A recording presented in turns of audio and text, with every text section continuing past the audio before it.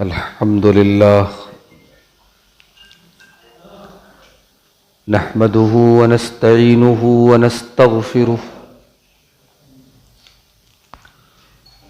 ونعوذ بالله من شرور أنفسنا ومن سيئات أعمالنا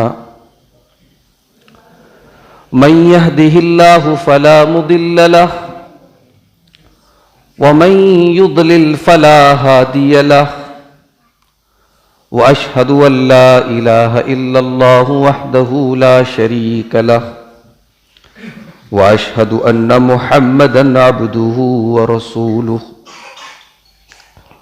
يا أيها الذين آمنوا اتقوا الله حق تقاته ولا تموتن إلا وأنتم مسلمون يا أيها الناس اتقوا ربكم الذي خلقكم من نفس واحدة وخلق منها زوجها وبث منهما رجالا كثيرا ونساء واتقوا الله الذي تساءلون به والأرحام إن الله كان عليكم رقيبا يا أيها الذين آمنوا اتقوا الله وقولوا قولا سديدا يصلح لكم أعمالكم ويغفر لكم ذنوبكم ومن يطع الله ورسوله فقد فاز فوزا عظيما أما بعد فإن خير الحديث كتاب الله وخير الهدي هدي محمد صلى الله عليه وسلم وشر الأمور محدثاتها وكل محدثة بدعة وكل بدعة ضلالة وكل ضلالة في النار أعوذ بالله من الشيطان الرجيم بسم الله الرحمن الرحيم ولا تخزني يوم يبعثون يوم لا ينفع مال ولا بنون إلا من أتى الله بقلب سليم. صدر محترم، علماء کرام، محترم بزرگوں، نوجوان بھائیوں، ماں اور بہنوں، پیارے بچوں، ظفر نگر کی اس جامع مسجد میں آج کا یہ پروگرام بالکل اچانک مرتب کیا گیا، اور چونکہ مجھے آج مبارک پور میں لوہیا ایک مقام ہے، وہاں پروگرام میں جانا ہے، اس مناسبت سے یہاں کے ذمہ داروں نے یہ پروگرام مرتب کیا اور بہت کم وقت میں اس کا اعلان وغیرہ کیا گیا. مجھ سے پہلے آپ نے استقبال رمضان کے موضوع پر صدارتی خطاب کو سماعت کیا ہے.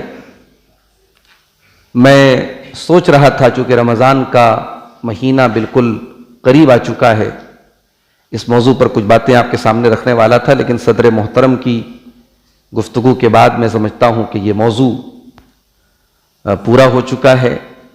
بس دعا کیجئے کہ اللہ تعالیٰ اس بابرکت مہینے کا ہم سب کو اخلاص قلب کے ساتھ استقبال کرنے کی توفیق دے، صحت و سلامتی کے ساتھ اللہ تعالیٰ اس مہینے کا حق ہم سب کو ادا کرنے کی توفیق دے. میرے بھائیوں، دنیا آج کے دور میں، دنیا میں تقریباً ہر انسان مادیت کی طرف بھاگ رہا ہے. ہر انسان ظاہر پر بہت محنت کر رہا ہے، جس کو انگلش میں بولتے اپیئرنس.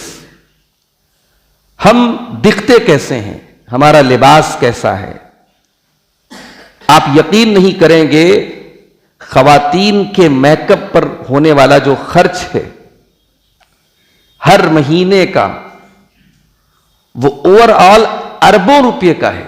پوری ایک انڈسٹری ہے، بہت بڑا بزنس ہے، اور امت کا اربوں روپیہ کس پر خرچ ہو رہا ہے؟ خواتین کے چہرے کی لپائی اور پتائی کے اوپر. اور یہ صرف خواتین تک کا معاملہ نہیں ہے. ہمارے یہ نوجوان لڑکے جو ہیں صاحب، ان کی چہرے والی کریم الگ آتی ہے، بال دھونے والا شیمپو الگ آتا ہے، فیس واش الگ آتا ہے، باڈی واش الگ آتا ہے، 27 طریقے کے پرفیوم ان کی الماری میں رکھے آپ کو مل جائیں گے. یعنی نوجوان نسل، چاہے وہ لڑکے ہوں چاہے لڑکیاں ہوں، ان کی ساری توجہ اپنے ظاہر کے اوپر، اپنے بالوں کے اوپر، اپنی صورت کے اوپر، اپنے شریر کے اوپر محنت کرنے پر خرچ ہو رہی ہے. ساری انرجی اسی پر خرچ ہو رہی ہے. اللہ رب العالمین کے یہاں ہمارے ظاہر کی کوئی خاص اہمیت نہیں ہے. ہم دکھتے کیسے ہیں، اللہ کے یہاں اس کی کوئی خاص اہمیت نہیں ہے. اللہ کے یہاں ہمارے باطن کی اہمیت ہے. ہمارا دل کیسا ہے، ہماری روح کیسی ہے، ہمارا باطن کیسا ہے، ہمارا ایمان کیسا ہے، ہمارا عقیدہ کیسا، ہماری نیت کیسی ہے، اللہ کیا یہ دیکھا جائے گا. اللہ کے پیارے نبی جناب محمد رسول اللہ صلی اللہ علیہ وسلم فرماتے ہیں، ان اللہ لا ينظر الى صورکم واجسامکم. اللہ تبارک و تعالیٰ تمہارے چہرے نہیں دیکھتا، اللہ تبارک و تعالیٰ تمہارے جسم نہیں دیکھتا، ولیکن ينظر الى قلوبکم واعمالکم. اللہ تبارک و تعالیٰ تمہارا دل دیکھتا ہے، تمہارا عمل دیکھتا ہے. میں نے جو آیت کریمہ آپ کے سامنے پڑھی ہے، یہ حضرت ابراہیم علیہ السلام کی ایک دعا ہے.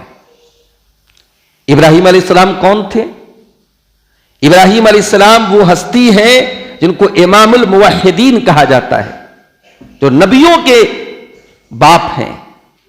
ہمارے پیارے نبی صلی اللہ علیہ وسلم، حضرت اللہ کے پیارے نبی محمد صلی اللہ علیہ وسلم کے بھی آپ باپ ہیں، یعنی آپ کے جد امجد ہیں، اور بہت سارے نبیوں کے باپ ہیں.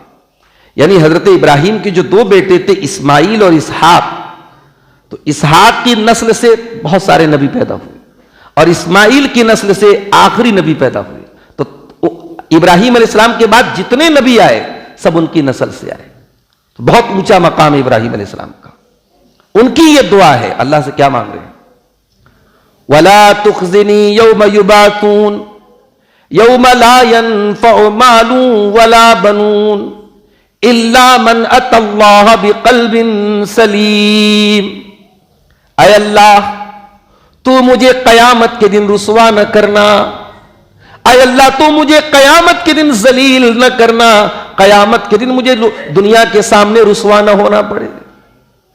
انسان دنیا میں بدنام ہوتا ہے، رسوا ہوتا ہے. آج رسوا ہے، آج بے عزت ہے، کل پیسے کما لیا، کل ترقی کر لیا تو ساری چیزوں پر پردہ پڑ گیا. دنیا کی ذلت اور دنیا کی رسوائی وقتی ہوتی ہے، عارضی ہوتی ہے، لیکن اصل ذلت اور رسوائی یہ ہے کہ کل قیامت کے دن انسان رسوا ہو جائے. وَيَقُولُ الْكَافِرُ يَا لَيْتَنِي كُنتُ تُرَابًا. یہ اصل رسوائی ہے کہ انسان قیامت کے دن پریشان ہو کر کے اس کو یہ کہنا پڑے کہ اے کاش میں مٹی ہوتا اور یہ دن مجھ کو نہ دیکھنا پڑتا. اصل رسوائی قیامت کے دن کی رسوائی. اس دن ہمیں رسوا نہ ہونا پڑے. ابراہیم خلیل اللہ دعا کر رہے ہیں، وَلَا تُخْزِنِي يَوْمَ يُبْعَثُونَ. اے اللہ مجھے قیامت کے دن تو ذلیل مت ہونے دینا. یوم لا ينفع مال ولا بنون. قیامت کے دن نہ مال کام آئے گا نہ اولاد کام آئے گی. یہ مال جس کو کمانے کے لیے ہم کتنی محنت کرتے ہیں، حلال و حرام ایک کر دیتے ہیں، جائز ناجائز کی پرواہ نہیں کرتے، یہ مال کیا قیامت کے دن ہمارے کام آئے گا؟ کوئی کام نہیں آئے گا. یہ اولاد جس کو سکھ پہنچانے کے لیے، جس کے آرام کے لیے ہم اپنا آرام قربان کر دیتے ہیں، اولاد کو خوشیاں دینے کے لیے اپنی خوشیوں کو قربان کر دیتے ہیں، اولاد کو بڑا کرنے کے لیے ماں باپ اپنی جوانی، اپنے چہرے کی رونق، اپنا سب کچھ تج دیتے ہیں. یہ اولاد قیامت کے دن کام آئے گی؟ نہیں کام آئے گی. یوم یفر المرء من اخیہ وامہ وابیہ وصاحبتہ وبنیہ لکل امرئ منہم یومئذ شأن یغنیہ. قیامت کے دن انسان اپنے بھائی کو دیکھ کر کے بھاگے گا، اپنے ماں باپ کو دیکھ کر کے بھاگے گا، اپنی بیوی کو دیکھ کر کے بھاگے گا. تو ابراہیم علیہ السلام کہہ رہے کہ اے اللہ مجھے قیامت کے دن تو رسوا نہ کرنا، جس دن نہ مال کام آئے گا نہ اولاد کام آئے گی. الا من اتى اللہ بقلب سلیم، قیامت کے دن تو وہی کامیاب ہوگا جو قلب سلیم لے کر کے، جو صاف ستھرا دل لے کر کے آئے گا۔ قیامت کے دن وہ کامیاب نہیں ہوگا جو ہینڈسم اور اسمارٹ بن کر کے آئے گا، جس کا چہرہ بالکل صاف ستھرا ہوگا، بہت گورا چٹا ہوگا، خوبصورت ہوگا۔ نہیں، آپ کی خوبصورتی اللہ کیا میٹر نہیں کرتی، آپ کی اسمارٹنس اللہ کیا میٹر نہیں کرتی، اللہ کیا ہمارے دل کی خوبصورتی میٹر کرتی ہے۔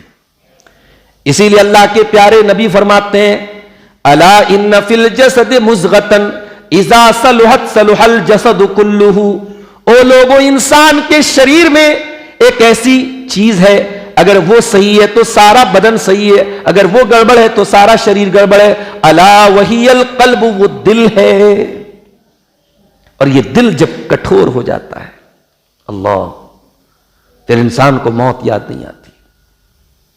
انسان قبرستان جاتا ہے، اپنے عزیزوں اپنے رشتہ داروں کو دفناتا ہے، اپنے ہاتھوں سے مٹی دیتا ہے، پھر بھی یہ نہیں سوچتا کہ یہاں ہمارا کیا انجام ہونے والا ہے۔ کبھی آپ نے غور کیا، آپ سفر پہ جا رہے ہیں، کسی جنگل میں آپ کی گاڑی گزر رہی ہے اور اچانک آپ کی گاڑی خراب ہو جائے، بہت بہادر ہیں آپ، بہت مضبوط ہیں آپ، لیکن کچھ دیر کے لیے تو آپ کو ڈر محسوس ہوگا کہ بھئی یہاں کوئی نہیں ہے، کوئی پرسان حال نہیں ہے، گاڑی خراب ہو گئی، ہر طرف اندھیرا ہے، میرا کیا بنے گا؟ ایک انسان یہ کیوں نہیں سوچتا کہ اسے قبر میں جانا ہے، اور یہ قبر میں جانے کا معاملہ سب کے ساتھ ہونا ہے، اور اس قبر میں نہ آپ کا بیٹا آپ کے کام آئے گا، نہ آپ کی بیوی آپ کے کام آئے گی، نہ آپ کی کمائی کی دولت اس قبر میں آپ کے ساتھ جائے گی، یعنی نہ یہ زمین ہے، یہ پراپرٹی آپ کے ساتھ جائے گی، وہ 2 گز زمین دنیا میں آپ کا ٹھکانہ ہے، قیامت تک وہیں رہنا ہے، مرنے کے بعد سے لے کے قیامت تک وہیں رہنا ہے۔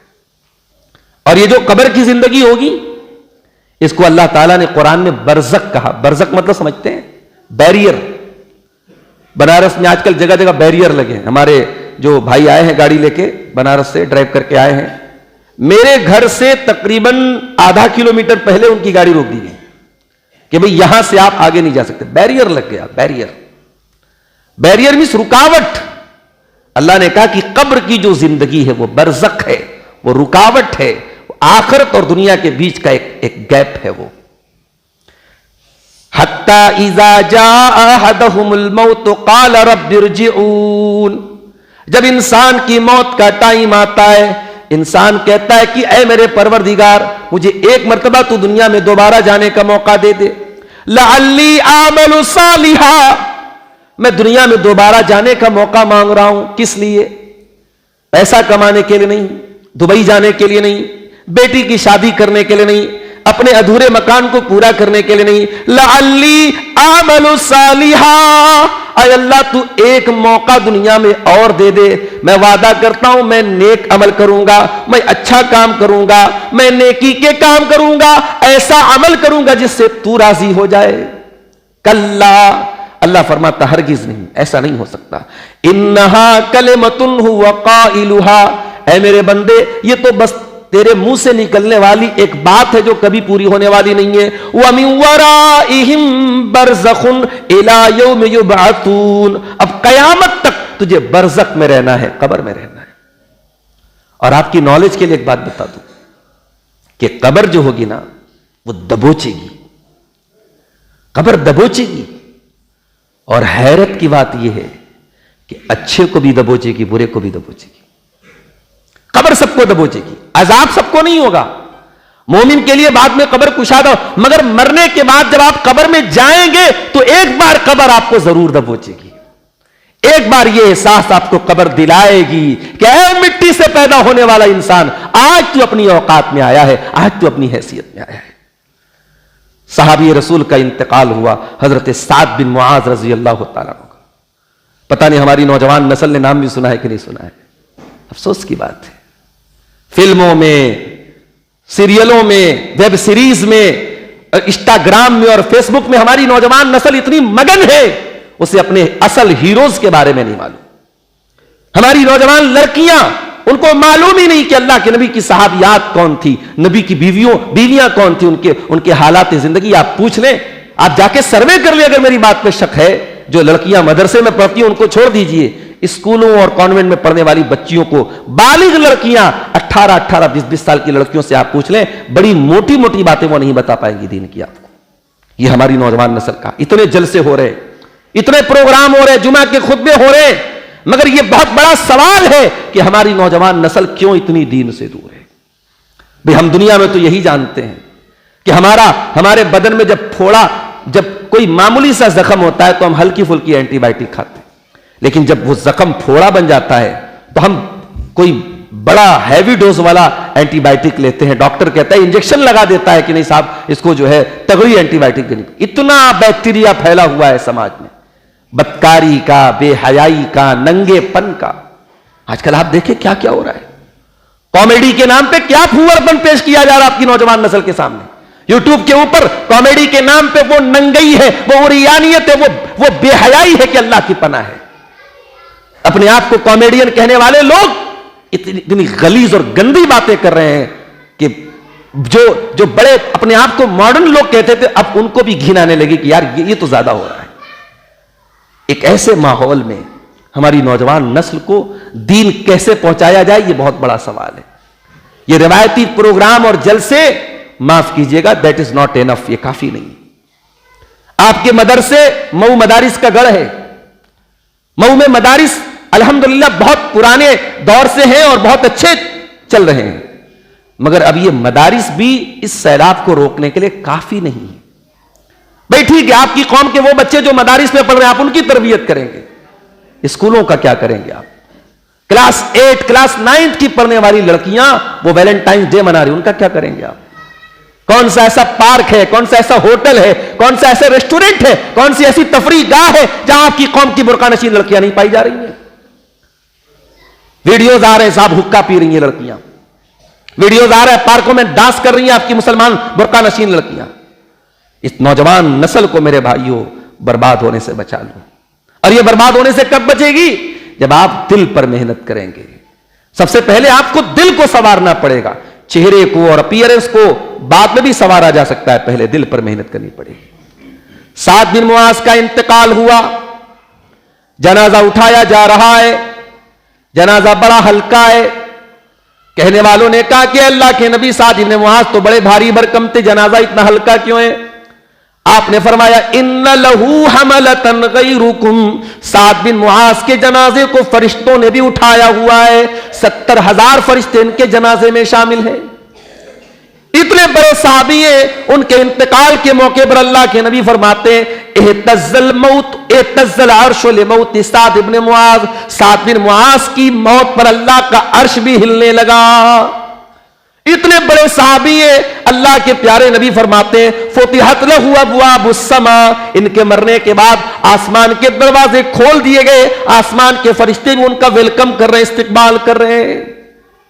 اتنا بڑا ان کا مقام ہے، لیکن جب ان کا انتقال ہوا، ان کو قبر میں اتارا گیا، اللہ کے پیارے نبی کا چہرہ پیلا پڑ گیا، آپ کے چہرے پر خوف کے اور ڈر کے کا اثر محسوس کیا گیا، اور آپ نے 3 مرتبہ سبحان اللہ کا، 3 مرتبہ اللہ اکبر کا، اور اس کے بعد آپ نے کہا کہ اے میرے صحابہ تضایق علی صاحبکم القبر، تمہارے اس ساتھی کی قبر ان کے اوپر تنگ ہو گئی، ان کی قبر نے ان کو دبوچ لیا، ان کی قبر نے ان کو پکڑ لیا، ان کی قبر ان کے اوپر تنگ ہو گئی۔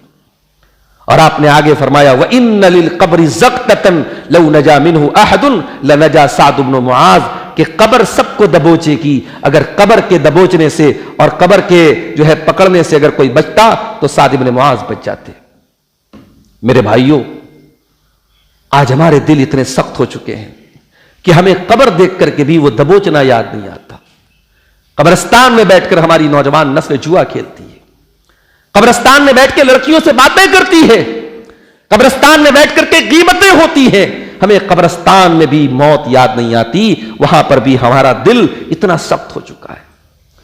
قرآن کے پہلے پارے میں اللہ تعالیٰ نے یہود و نصارہ کے بارے میں فرمایا تھا ثم قست قلوبکم من بعد ذلک فہی کالحجارۃ او اشد قسوہ، اے بنی اسرائیل، اے یہودیوں، تم نے اللہ کی اتنی نافرمانی کی، اتنے گناہ کیے کہ گناہ کر کر کے تمہارے دل کٹھور ہو گئے، اتنے کٹھور ہو گئے، اتنے سخت ہو گئے کہ فہی کل حجارتی او اشد قسوا، کہ تمہارے دل تو پتھروں سے زیادہ سخت ہو گئے. وَإِنَّ مِنَ الْحِجَارَةِ لَمَا يَتَفَجَّرُ مِنْهُ الْأَنْهَارُ، اس لیے کہ پتھر تو کچھ ایسے بھی ہوتے ہیں کہ پتھر کے اندر سے پانی رس رس کر کے بہنے لگتا ہے، ندیاں بہنے لگتی ہیں، نہریں بہنے لگتی ہے. وَإِنَّ مِنْهَا لَمَا يَشَّقَّقُ فَيَخْرُجُ مِنْهُ الْمَاءُ، پتھر تو کچھ ایسے بھی ہوتے ہیں کہ پتھر میں سوراخ ہو جاتا ہے اور پانی نکلنے لگتا ہے. وَإِنَّ مِنْهَا لَمَا يَهْبِطُ مِنْ خَشْيَةِ اللَّهِ، اور پتھر تو کچھ ایسے بھی ہوتے ہیں جو اللہ کے خوف سے جھک جاتے ہیں. مگر اے بنی اسرائیل، اے یہودیو، تمہارے دل تو پتھروں سے زیادہ سخت ہو گئے. تو دل پر محنت کی ضرورت ہے میرے بھائی. اس کائنات میں سب سے مضبوط دل کس کا تھا؟ اللہ کے پیارے نبی جناب محمد رسول اللہ صلی اللہ علیہ وسلم کا. اور ایک بات آپ کو بولوں، یہ جو قرآن اترا تھا، یہ قرآن نبی کے دل پر اترا تھا. قرآن نبی کے علی قلبک لتکون من المنذرین، اے نبی یہ قرآن ہم نے آپ کے دل پر اتارا ہے. نبی کے دل پر قرآن اترا تھا. نبی کا دل بہت مضبوط تھا. مگر نبی اکرم بھی دعا کیا کرتے تھے، یا مقلب القلوب، اے دلوں کے پلٹنے والے، ثبت قلبی علی دینک، میرے دل کو اپنے دین پہ جما کے رکھ، میرے دل کو اپنے دین پر اسٹیبل کر دے، میرے دل کو اپنے دین پر فکس کر دے، جما دے، ثابت کر دے. اگر نبی کو اس دعا کی ضرورت ہے تو ہماری اور آپ کی کیا حیثیت ہے؟ اس لیے میرے بھائیوں دل پر محنت کرو. صحابہ کرام کے دل بڑے صاف ستھرے تھے، صحابہ کرام کے دلوں میں کوئی کھوٹ نہیں تھا. اور اگر آپ مجھ سے پوچھیں کہ دل کی سب سے بڑی بیماری کیا ہے، تو میں کہوں گا کہ دل کی سب سے بڑی بیماری ریاکاری ہے. دل کی سب سے بڑی بیماری کیا ہے؟ انسان نیکی کرے لیکن نیکی کرنے کا مقصد کیا ہو؟ اللہ کو راضی کرنا نہ ہو، لوگوں کو راضی کرنا ہو. لوگوں کو راضی کر رہے ہو، اگر لوگوں کو راضی کرنے کے لیے نیکی کر رہے ہو تو یاد رکھو یہ نیکی ہمارے منہ پر مار دی جائے گی. اللہ کے نبی فرماتے کہ اللہ تعالیٰ کہتا ہے کہ جو ریاکاری کرے گا ترکتہ وشرکہ، میں اس کے عمل کو چھوڑ دوں گا، اس کے عمل کا کوئی ثواب میری بارگاہ میں نہیں ملے گا. یہ ریاکاری اتنی خطرناک چیز ہے. اللہ کے پیارے نبی فرماتے ہیں ان اخوف ما اخاف علیکم الشرک الاصغر، مجھے سب سے زیادہ تمہارے بارے میں اگر کسی چیز کا ڈر ہے تو شرک اصغر کا ڈر ہے. اے میرے صحابہ، مجھے سب سے زیادہ شرک اصغر کا ڈر ہے کہ میری امت کے اندر چھوٹا والا شرک ہونے لگے گا. صحابہ نے پوچھا اے اللہ کے نبی چھوٹا شرک کیا ہے؟ آپ نے فرمایا الریا، ریاکاری کرنا، دکھاوے کے لیے نیک عمل کرنا. قرآن کے 30ویں پارے میں اللہ فرماتا ہے سورہ ماعون کے اندر فویل للمصلین الذین هم عن صلاتهم ساہون الذین هم یراؤون، ایسے نمازیوں کے لیے بربادی ہے جن کی نماز کا مقصد ریاکاری اور دکھاوا ہے.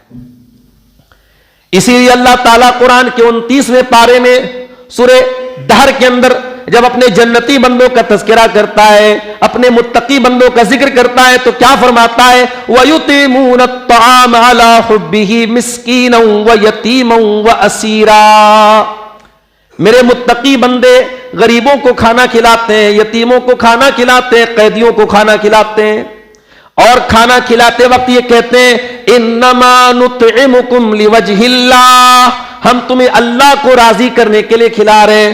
لا نرید منکم جزاء ولا شکورا، ہمیں تم سے کوئی بدلہ کوئی شکریہ نہیں چاہیے. انا نخاف من ربنا یوما عبوسا قمطریرا، ہمیں تو قیامت کے دن کا ڈر ہے، ہمیں تو اس دن کا ڈر ہے جس دن انسان کا چہرہ بے رونق ہو جائے گا، انسان ڈرا ہوا ہوگا، سہما ہوا ہوگا. تو ہم جو بھی نیکی کریں اللہ کے ڈر سے کریں، اللہ کی رضا کے لیے کریں. ہماری نیکیوں کا مقصد دنیا کو خوش کرنا نہ ہو. میرے بھائیوں یہ دل کی بہت بڑی بیماری ہے ریاکاری، اور اس کا علاج کیا ہے؟ ان تعبد اللہ کأنک تراہ، عبادت اللہ کی ایسی کرو جیسے تم اللہ کو دیکھ رہے ہو.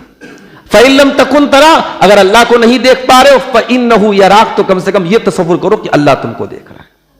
یہی اس کا علاج ہے، اخلاص اس کا علاج ہے. کچھ نیکیاں ایسی کر کے جاؤ جو صرف آپ کو پتا ہو، اللہ کو پتا ہو. ضروری نہیں ہے نیکیوں کا ڈھڈورا پیٹا جائے. کچھ نیکیاں ایسی ہوں کہ جو آپ کو معلوم ہو، اللہ کو معلوم ہو. اللہ کے نبی فرماتے ہیں کہ قیامت کے دن 7 لوگ ایسے ہوں گے جن کو اللہ تعالیٰ اپنے عرش کا سایہ دے گا. ان 7 لوگوں میں کوئی انسان بھی ہوگا وَرَجُلٌ تَصَدَّقَ بِصَدَقَةٍ فَأَخْفَاهَا کہ اتنا چھپ کر کے صدقہ خیرات کرے کہ بائیں ہاتھ کو بھی پتہ نہ چلے کہ دائیں ہاتھ نے کیا کھایا. اور آج ہے ایسے بہت سارے لوگ, آج بھی ہیں ایسے بہت سارے لوگ جو صدقہ اور خیرات کرتے ہیں اور ان کے اور اللہ کے بیچ کا معاملہ ہوتا ہے. دل کی ایک اور بہت بڑی بیماری میں آپ کو بتا دوں, تکبر, اہنکار, غرور. غرور کا تعلق دل سے. کس بات کا غرور ہے تم؟ بھئی تم ہو کیا؟ دولت کا غرور ہے. بڑے بڑے دولت مند آج قبروں میں پڑے ہوئے.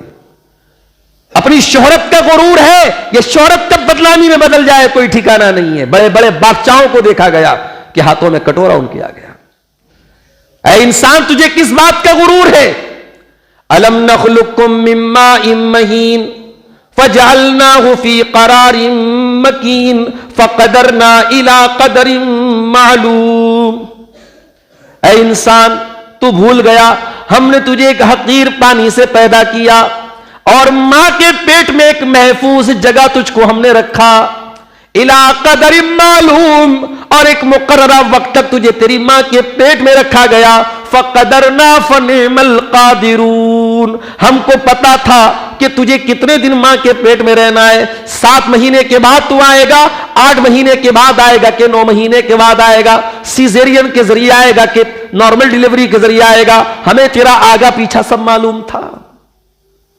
انسان اپنی پیدائش پر غور کرے. انسان کو اللہ تعالیٰ نے حقیر پانی سے پیدا کیا ہے. انسان غرور کس بات کا کرتا ہے؟ اسی لیے تکبر کرنے والوں کو اللہ تعالیٰ حق قبول کرنے کی توفیق چھین لیتا ہے.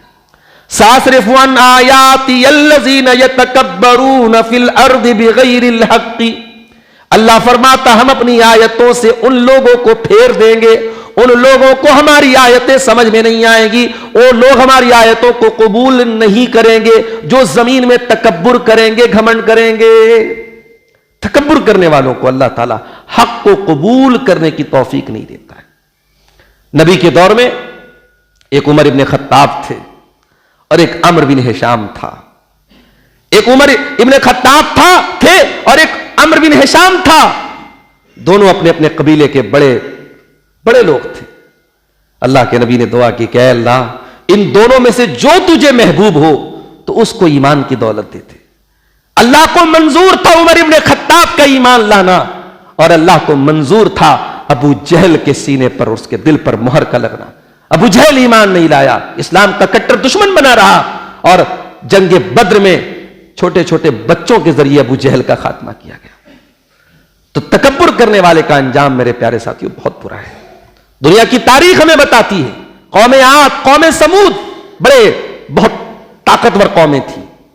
قوم عاد تو وہ قوم تھی کہا کرتی تھی من اشد منا قوہ, ہم سے زیادہ طاقتور کون ہے؟ اللہ نے ایسا مٹایا کہ صفحہ ہستی سے مٹ گئے. فَأَمَّا ثَمُودُ فَأُهْلِكُوا بِالطَّاغِيَةِ وَأَمَّا عَادٌ فَأُهْلِكُوا بِرِيحٍ صَرْصَرٍ عَاتِيَةٍ سَخَّرَهَا عَلَيْهِمْ 7 لَيَالٍ و8 أَيَّامٍ. قوم عاد اور قوم سمود کو اللہ نے ایسا مٹایا کہ ان کی لاشیں کھجور کے سڑے ہوئے تنے کی طرح زمین پر پڑی تھیں. کھوپڑی کہیں ہے, دھڑ کہیں ہے, سر کہیں ہے, تن کہیں ہے. اللہ نے سڑے ہوئے تنوں کی طرح ان کی باڈی کو زمین پہ پھیلا دیا. تو تکبر نہ کرو میرے پیارے ساتھی. پیارے نبی سے پوچھا گیا کہ اے اللہ کے نبی کیا اچھا کپڑا پہننا بھی جرم ہے؟ اللہ کے نبی نے کہا کہ جس کے دل میں ذرہ برابر بھی تکبر ہوگا وہ جنت میں نہیں جائے گا. صحابہ نے کہا اے اللہ کے نبی ایک انسان یہ چاہتا ہے کہ اس کا کپڑا اچھا ہو, ایک انسان یہ چاہتا ہے اس کا جوتا اچھا ہو, تو کیا یہ بھی تکبر ہے؟ آپ نے فرمایا نہیں. ان اللہ جمیل یحب الجمال, اللہ تعالیٰ جمیل ہے, خوبصورت ہے اور خوبصورتی کو پسند کرتا ہے. اچھا دیکھو یہ بھی بڑا معنی خیز جملہ ہے. اللہ تعالیٰ خوبصورت ہے اور خوبصورتی کو پسند کرتا ہے. اب یہاں جو اللہ تعالیٰ خوبصورتی کو پسند کرتا ہے اس کا مطلب کیا ہوا؟ اس کا مطلب یہ ہوا کہ آپ اپنے لباس اور اپنے جسم کو پاک اور صاف رکھیں اور فطری طور پر آپ اپنے آپ کو اچھا بنا کے رکھیں. یہ نقلی اور ڈپلیکیٹ جو ہے چیزوں کے ذریعے اپنے آپ کو خوبصورت نہ بنے. نیچرلی اللہ تعالیٰ نے جو خوبصورتی آپ کو, چاہے وہ لڑکا ہو چاہے لڑکی ہو, اس اپنے آپ کو انسان مینٹین کر کے رکھے. یہ نہیں کہ انسان اچھا کما رہا ہے, اچھی اس کی آمدنی ہے, لیکن پھر بھی ڈھنگ کا کپڑا نہیں پہن رہا ہے, ایسا نہیں. اللہ تعالیٰ کو خوبصورتی پسند ہے, آپ ڈھنگ کا کپڑا پہنے, ڈھنگ کا لباس پہنے, ڈھنگ کے جوتے پہنے, اللہ کو یہ چیز پسند ہے. تکبر کیا ہے؟ الکبر بطر الحق وغمط الناس. تکبر یہ ہے کہ حق بات کو انسان قبول نہ کرے اور لوگوں کو حقیر جانے. دل کی ایک بیماری اور ہے, لالچ, ہرس. وہ کہتے ہیں نا کہ انسان کے لالچ کا گھڑا کبھی بھرتا نہیں ہے, وہ صحیح بات ہے. اللہ کے پیارے نبی نے فرمایا لو کان لابن آدم وادیان من ذهب لابتغى ثالثا. انسان کو اگر سونے کے 2 پہاڑ دے دیے جائیں تبھی وہ تیسرے کی تمنا کرے گا. انسان کے لالچ کا گھڑا کبھی نہیں بھر سکتا. اور یہ لالچ کا جو مرض ہے دل میں, یہ کیسے دور ہوگا؟ یہ قناعت کے ذریعے دور ہوگا. انسان جب تک اپنے اندر قناعت پیدا نہیں کرے گا کہ ہاں میں محنت کر رہا ہوں, میں کوشش کر رہا ہوں, لیکن اللہ مجھے جو روزی دے رہا ہے وہ میرے لیے کافی ہے, جب تک اس پر انسان اپنے آپ کو سیٹسفائیڈ نہیں کرے گا اس کی بھوک کبھی مٹنے والی نہیں ہے. اسی لیے اللہ کے پیارے نبی فرماتے ہیں قد افلح من اسلم ورزق کفافا وقنعه اللہ بما آتاہ. وہ انسان کامیاب ہے جو اسلام لے آیا اور جس کو اللہ تعالیٰ نے اتنی روزی دی جو اس کی ضرورتوں کے لیے کافی ہے, اور جس کو اللہ تعالیٰ نے جتنا دیا اتنے پر اس کو قناعت والا بنا دیا. جتنی روزی ملے اتنے پر انسان سیٹسفائیڈ ہو جائے, مطمئن ہو جائے. کیوں؟ کیونکہ اگر آپ کو یہ لگتا ہے کہ آپ کے پاس کم ہے, آپ کو یہ نہیں ملا وہ نہیں ملا, تو میرے بھائی بہت کچھ ایسا ہے جو آپ کے پاس ہے اور دوسروں کو نہیں ملا. شیخ سعدی رحمۃ اللہ علیہ فارسی کے بڑے مشہور شاعر ہیں اور ادیب ہیں. ایک مرتبہ وہ شیراز, ایران کا ایک شہر ہے شیراز, اور مسجد میں جمعہ پڑھنے کے لیے گئے, نماز پڑھنے کے لیے گئے. تو مسجد کے جب باہر نکلے تو ان کا جوتا غائب ہو گیا. تو انہیں بڑا شکوہ ہوا. انہوں نے کہا کہ یا اللہ, تیرے گھر میں آیا نماز پڑھنے کے لیے, جمعہ پڑھنے کے لیے, اور یہاں آنے کے بعد میرا جوتا غائب ہو گیا. یہ تو بہت افسوس کی بات ہے کہ بندہ تیرا نام لینے کے لیے, تیرا ذکر کرنے کے لیے آیا اور بندہ اپنے جوتے سے ہاتھ دھو بیٹھا. کچھ دیر کے بعد شیخ سعدی کی نظر ایک انسان پر پڑی جس کے دونوں پیر ٹوٹے ہوئے تھے اور وہ بیساکھیوں کے سہارے چل رہا تھا. شیخ سعدی نے آسمان کی طرف نگاہ اٹھائی, کہا کہ اے اللہ, میرا تو جوتا گیا ہے, میں اس پر پریشان ہوں. یہ انسان تو دونوں پیر سے محروم ہے, جوتے تو پھر مجھے مل جائیں گے, پیر اگر چلا جاتا تو دوبارہ نہیں ملتا. انسان یہ کیوں نہیں سوچتا کہ اس کے پاس بہت کچھ ایسا ہے جو دوسروں کے پاس نہیں. آپ یقین کریں, آپ کسی ہاسپٹل میں جا کے دیکھ لیں, آپ کینسر اسپتال میں جا کے دیکھ لیں, لوگ زندگی اور موت کے بیچ میں زندگی گزارتے ہیں. لوگ موت کی تمنا کرتے ہیں, لوگ ایڑی رگڑ رگڑ کے مرتے ہیں, اور لوگ اپنی زندگی بھر کی گاڑی کمائی خرچ کر کے اپنے آپ کو بچانے کی کوشش کرتے ہیں. وہ مناظر دیکھ کے آپ سوچے میرے بھائی, اللہ تعالیٰ نے ہمیں اور آپ کو کتنی پریشانیوں سے محفوظ رکھا ہے. اس لیے حرص اور طمع یہ بہت بری چیز ہے. اللہ کے پیارے نبی صلی اللہ علیہ وسلم کے جو صحابہ تھے, اللہ اکبر, وہ لالچ اور طمع سے پاک تھے. صحابہ کے دل میں لالچ نہیں تھا. ایک مرتبہ جنگ حنین کے موقع پر اللہ کے نبی نے جو نئے نئے مسلمان ہوئے تھے, اسلام لائے تھے جو قبیلے, ان لوگوں کو مال غنیمت خوب بانٹ دیا, اور انصاری صحابہ کو جو مدینہ کے انصار تھے ان کو آپ نے بہت کم دیا, نہ کے برابر دیا. اس پر انصار صحابہ میں کچھ لوگوں کو یہ گلہ ہوا کہ ہمارے ساتھ ناانصافی ہو گئی. اب پیارے نبی کے کانوں تک یہ بات پہنچی کہ میرے انصار صحابہ کے دل میں کچھ ملال پیدا ہوا ہے. اللہ کے پیارے نبی نے ایک انصار صحابہ کو ایک جگہ اکٹھا کیا. اکٹھا کرنے کے بعد آپ نے خطبہ دیا اور کہا کہ اے میرے انصار صحابہ, تم چاہو تو کہہ سکتے ہو کہ اے اللہ کے نبی, آپ آئے تھے تو سر پہ چھت نہیں تھی, ہم نے آپ کو ٹھکانہ دیا تھا. تم چاہو تو کہہ سکتے ہو کہ اے اللہ کے نبی, ہم نے تو آپ کو رہنے کو گھر دیا, کھانے کو کھانا دیا اور آپ کو ٹھکانہ دیا. انصاری صحابہ کرام رونے لگے, اے اللہ کے نبی ایسی کوئی بات نہیں ہے, بلکہ اللہ کا ہمارے اوپر بہت احسان ہے, رسول کا ہمارے اوپر بہت احسان ہے. پھر آپ نے فرمایا کیا ایسا نہیں ہے, الم تکن ذلالا فہداکم اللہ بی, اے مدینہ کے انصاری صحابہ, کیا ایسا نہیں ہے کہ تم گمراہ تھے, بھٹکے ہوئے تھے, اللہ نے میرے ذریعے تم کو ہدایت کی دولت دی, اور تم غریب اور محتاج تھے, اللہ نے میرے آنے کے بعد تمہیں خیر و برکت سے نوازا ہے, اور آج تمہارے دل میں یہ شکوہ پیدا ہو رہا ہے کہ میں نے یہ اونٹ, یہ بکری, یہ مال غنیمت فلاں کو دے دیا اور تم کو نہیں دے دیا. اے مدینہ کے انصاریوں, کیا تم یہ نہیں چاہو گے کہ جب لوگ اپنے اپنے گھروں کو جائیں ان کے پاس اونٹ ہو، بھیڑ ہو، بکریاں ہوں، اور تم جب اپنے گھروں کو جاؤ تو تمہارے ساتھ محمد رسول اللہ صلی اللہ علیہ وسلم ہو۔ اے لوگوں، النار دسار، لوگ باقی لوگ اوپر کے کپڑے کی حیثیت رکھتے ہیں، والانصار شعار، اور انصاری صحابہ کرام جو اندر کا کپڑا جو انسان کے شریر سے لگا رہتا ہے، میرے لیے ان کا وہ درجہ ہے، میں انصاری صحابہ کو اتنا اپنے دل کے قریب رکھتا ہوں۔ وَلَوْلَا الْهِجْرَةُ لَكُنْتُمْ امْرَأً مِّنَ الْأَنصَارِ، اور ہجرت نہ ہوتی تو اے انصار میں بھی تمہارے بیچ میں سے ہوتا۔ اللہم بارک فی اولادہم، اے اللہ تو انصار کی اولاد میں برکت دے، ان کے مال میں برکت دے، یہ دعائیں کی آپ نے۔ اور جب آپ وہاں سے اٹھے ہیں تو کوئی انصاری صحابی ایسا نہ تھا جس کی ہچکیاں نہ بند گئی ہو اور جو رو نہ رہا ہو، سب رونے لگے، زارو قطار رونے لگے۔ تو میرے عزیزوں، صحابہ کرام بڑے صاف ستھرے دل کے مالک لوگ تھے، ان کے دلوں میں کوئی کینہ، کپٹ، کوئی لالچ نہیں تھا۔ اسی لیے اللہ نے قرآن میں فرمایا کہ انصاری صحابہ کرام کا ذکر کرتے ہوئے والذین تبوؤا الدار والایمان من قبلہم یحبون من ہاجر الیہم ولا یجدون فی صدورہم حاجۃ مما اوتوا ویؤثرون علی انفسہم ولو کان بہم خصاصہ، کہ میرے نبی کے مدینہ کے انصاری صحابہ یہ اپنے حق کو قربان کر کے دوسروں کی مدد کرتے ہیں۔ ومن یوق شح نفسہ فاولئک هم المفلحون، اور جس کے دل کو اللہ تعالیٰ نے لالچ سے بچا لیا وہی کامیاب ہونے والا ہے۔ تو میرے بھائیوں، یہ دل کی چند بیماریاں تھیں جو میں نے آپ کے سامنے بیان کی ہیں۔ مجھے ابھی فوراً مبارک پور کے لیے بھی نکلنا ہے، وقت مختصر ہے ہمارے پاس۔ میں ایک اور گزارش بھی آپ کے سامنے کرنا چاہتا ہوں۔ میں دو تین روز پہلے بھی مئو آیا تھا۔ بنارس میں ایک علاقہ پڑتا ہے انصار آباد کا علاقہ، وہاں چھتن پورہ کا ایک علاقہ ہے، اس سے سٹا ہوا ایک دوسرا محلہ ہے انصار آباد۔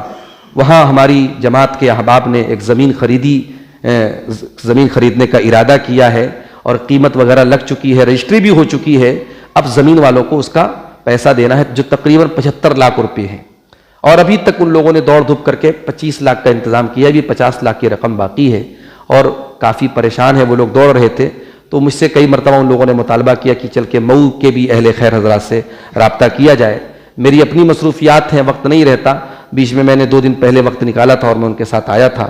تو آج اس پروگرام کے موقع پر بھی جو ہمارے احباب یہاں بیٹھے ہیں، مائیں بہنیں بھی جو ہماری آئی ہیں، میں سب سے گزارش کرتا ہوں، اللہ کے گھر کا معاملہ ہے، اور جب مسجد کی زمین میں آپ کا پیسہ لگے گا تو انشاءاللہ وہ ایک صدقہ جاریہ آپ کے لیے ہوگا، اور جب تک وہ مسجد چلتی رہے گی، وہاں نماز ہوتی رہے گی، عبادت ہوتی رہے گی، آپ کے نامہ اعمال میں انشاءاللہ اس کا ثواب لکھا جاتا رہے گا۔ تو اس کار خیر میں آپ بڑھ چڑھ کر کے حصہ لیں۔ میں رسید لایا ہوں، آپ لوگ جو تعاون کریں گے انشاءاللہ اس کی رسید کٹ جائے گی۔ بعد میں بھی اگر کچھ ہماری مائیں بہنیں دینا چاہیں تو ہمارے الفاروق آرگنائزیشن کے جو ہمارے ذمہ دار ہیں، ہمارے عمر بھائی، یا اور بھی جو ان کے ساتھی ہیں، ان کے ذریعے بھی آپ یہ رقم بھجوا سکتے ہیں۔